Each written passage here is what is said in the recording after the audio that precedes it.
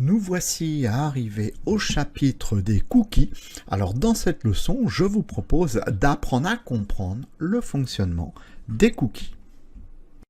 Alors donc dans ce nouveau chapitre, nous allons parler des cookies. Alors je vous ai présenté précédemment la super globale de la underscore cookie. Bien là, on va aller plus en avant dans les cookies parce que c'est vrai que c'est quelque chose d'un petit peu complexe. J'ai mon fichier index.php, je vais écrire exclusivement à l'intérieur que du PHP. Voilà. Bon, alors avant d'entamer le cours, on va déjà quand même globalement parler d'un cookie. C'est quand même bien de savoir de quoi on parle. Alors c'est quoi un cookie? Bien, je dirais qu'en fait un cookie, enfin c'est pas que je dirais, c'est qu'un cookie en fait c'est on va dire un fichier texte, d'accord? C'est un fichier texte qui va nous permettre de pouvoir déposer sur l'ordinateur du client, donc de l'internaute, une information que nous, on aura décidée. Alors, pour l'utilisateur, il n'y a pas de danger. Il n'y a aucun problème de sécurité. Ce qu'il faut également savoir, c'est qu'un cookie ne pourra être lu que par le site internet qui aura déposé le cookie sur la machine du client. Aucun autre site ne pourra venir s'y référer. Alors en fait, on va dire qu'il s'agit tout simplement d'un document texte, voilà, qui va contenir une info et qu'on va chercher pour l'afficher en fait sur notre page web, voilà, ou sur notre site complet, voilà. En fait, ça n'a pas d'incidence.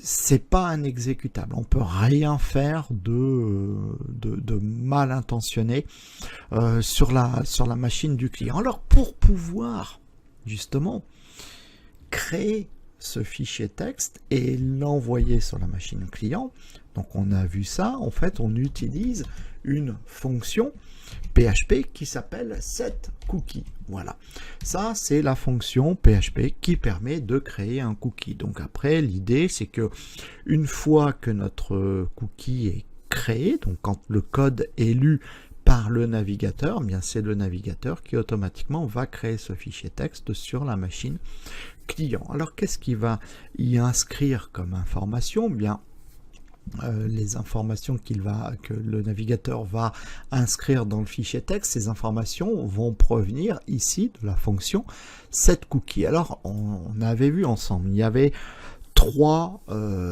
paramètres, on va dire de base de la création d'un cookie avec la fonction setCookie. Le premier paramètre, mais en fait c'est le nom de l'information que l'on veut déposer. Par exemple, on veut récupérer le pseudo de l'utilisateur. Nous, on va créer une information qui s'appellerait pseudo.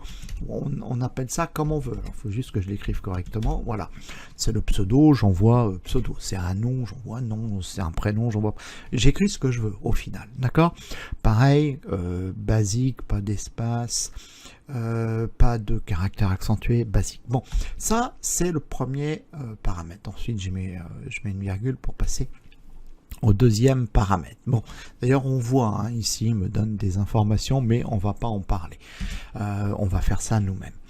Deuxième paramètre, c'est la valeur que je vais donner ici à mon pseudo. Alors on va dire, admettons que l'utilisateur est entré Toto. Donc j'ai dit le pseudo de l'utilisateur ce serait Toto. Donc ça c'est une information que je vais envoyer sur l'ordinateur du client. Bon, troisième information, c'est la durée de vie de mon cookie. Donc pour pouvoir connaître la durée de vie de mon cookie, il faut que je me réfère au moment où j'envoie mon cookie. Donc, on va se référer à l'année 0 de l'informatique, qui est le 1er janvier 1970. Et pour faire des calculs, parce qu'en fait, on va récupérer maintenant, peu importe, on peut être en l'an 3000, en l'an 1900, 1990, en l'an 2000, en l'an 2020, en l'an 2030, en l'an 2050. J'ai besoin de savoir le temps qui s'est écoulé entre maintenant et le 1er janvier 1970. Et ça, je le sais grâce à ma fonction time. Ma fonction time, c'est quoi? Eh bien, ma fonction time va me retourner le nombre de secondes qui s'est écoulé entre maintenant et le 1er janvier 1970. Regardez, ce que je vais faire, c'est que je vais commenter ici ma fonction setCookie, voilà, et je vais faire un écho de ma fonction time, voilà, tout simple, comme ça. Et on va regarder qu'est-ce que ça va faire. Je vais actualiser ma page, regardez, ça fait un grand nombre. Bah, ce nombre-là qu'on a sous les yeux, c'est le nombre de secondes qui s'est écoulé entre maintenant et le 1er janvier 1970. Alors quand je vous dis maintenant, c'est le maintenant du moment où j'ai actualisé mon navigateur, parce qu'en fait, comme c'est des secondes, bah, toutes les secondes, ce chiffre évolue. Donc si j'actualise ici, regardez, pouf, à chaque fois, à chaque seconde, vous voyez, à chaque seconde, pouf, le chiffre évolue. Bien. Alors ça, c'est intéressant parce que pour nous, ça va nous permettre de pouvoir y ajouter une valeur, une durée. Par exemple, si je dis, bah tiens, je voudrais que le temps de mon cookie dure 1 minute. 1 minute, c'est combien de temps? 1 minute, c'est 60 secondes. D'accord? Puisque ce qu'il faut, c'est que ça, ce temps-là, il est en secondes. C'est maintenant, d'accord? Depuis le 1er janvier 1970. Donc, si je veux aller maintenant plus 1 minute, eh bien, à ce moment-là, je vais prendre mon temps et je vais lui ajouter 60 secondes. D'accord? En fait, ici, voilà, bah, je vais lui dire plus 60. Et là, il va nous ajouter à chaque fois 60 secondes. Alors, je vais faire comme ça. Je vais dire, tiens, c'est le temps de maintenant. Et je vais rajouter, je vais faire dollar nouveau temps, new temps, par exemple. Voilà, peu importe. Je prends le temps qui s'est écoulé en secondes de maintenant jusqu'au 1er janvier 1970. Je veux lui rajouter 100 secondes, je vais faire plus 100, voilà, et je vais faire un écho. Alors déjà, je vais en venir à la ligne, je vais faire un BR, voilà, que ce soit mieux. Et puis là, je vais faire un écho de ma variable new temps. Comme ça, on va pouvoir comparer les deux. Regardez, je vais faire ça, je vais actualiser mon document, voilà. Ça, c'est le premier, d'accord? Echo time, il est là. Donc ça, c'est le... Hop là, voilà, c'est le nombre de secondes qui s'est écoulé, je vais agrandir, c'est le nombre de secondes qui s'est écoulé entre le moment où j'ai actualisé, donc le maintenant, et le 1er janvier 1970. Et ça, c'est ce même nombre auquel je rajoute 100 secondes. Et vous voyez que là, ici, j'ai un 1 qui est là. Je lui ai rajouté 100 secondes. Donc, ça veut dire que là, je pourrais avoir une date de début et là, une date de fin.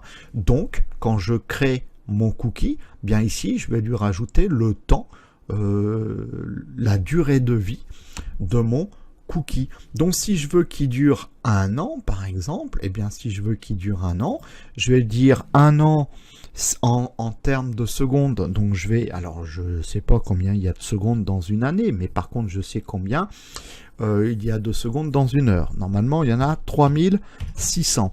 Combien il y a d'heures dans une journée? Il y en a 24. Et combien il y a de jours dans une journée? Il y en a 365. Dans cette valeur, je récupère 1 an.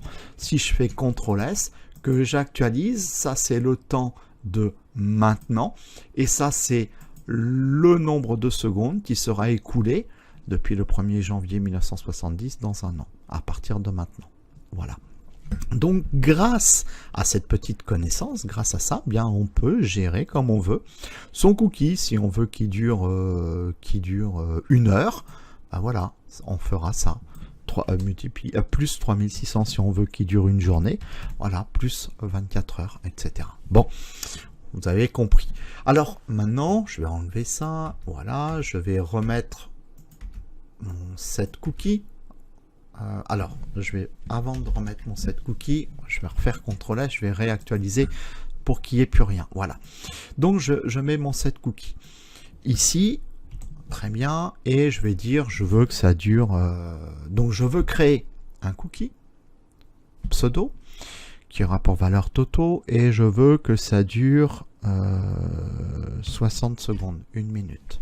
Donc je lui rajoute 60 secondes.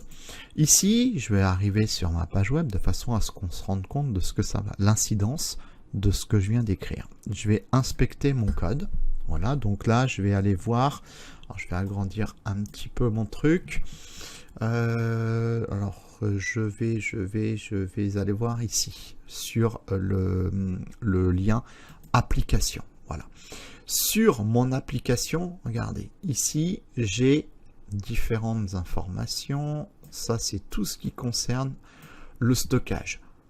Stockage local, stockage de session et les cookies. D'accord? Et les cookies, si je clique dessus, localhost, c'est l'endroit où je me trouve. C'est le nom de domaine où je me trouve. D'accord? Si j'étais sur toto.com, c'est toto.com. Et si je suis en local, c'est localhost.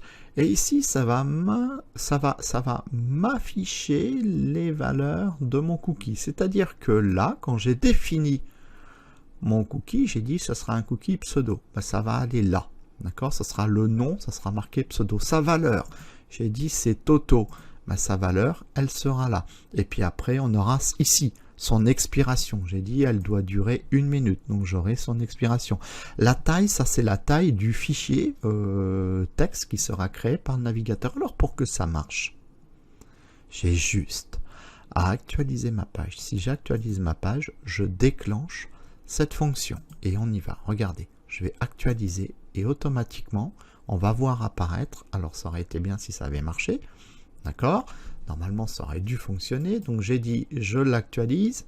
Ah alors pourquoi il a pas voulu? Alors je recommence parce que normalement il aurait dû me mettre mon cookie. Alors je vais peut-être le mettre un petit peu plus longtemps. Je vais dire 3600. Alors time plus 3600, ça aurait quand même été sympa hein, s'il avait joué le jeu, le truc. Voilà, ça y est, le voilà. Bon, voilà mon cookie. Donc ce que je vous disais, donc on l'a appelé pseudo, il est là. Sa valeur, elle est là, Toto, d'accord. Son domaine, bah, c'est localhost, c'est ici, d'accord. Bon, ça c'est un chemin. C'est le chemin de ma page web, de mon site, hein, voilà, c'est ici. Sa date d'expiration, voilà. La taille du fichier qui aura été créé. Si je veux supprimer, hein, je vais faire un clic droit, pouf, je supprime le cookie, il n'y en a plus. Si j'en recrée un autre, là j'avais mis pseudo Toto, je vais écrire Momo, par exemple. Je vais faire CTRL S, je vais actualiser mon document et regardez, il m'a créé un cookie. Donc, je suis bien dans les cookies. Pseudo, Momo, donc en localhost, sur ce chemin-là, avec sa date d'expiration et la taille du fichier. Donc, vous voyez, rien de bien compliqué pour pouvoir ici déclarer notre cookie. Et puis, ben voilà, on sait qu'il est présent ici. Donc, s'il est présent, donc il est présent sur la machine, donc ça veut dire qu'on sera en mesure, quand on le souhaitera, de pouvoir venir interroger ce cookie tant qu'il est valable. Tant qu'il est valable. Parce qu'une fois que sa date d'expiration sera passée, il ne pourra plus fonctionner. En fait, ce qui se passera, c'est que il sera supprimé.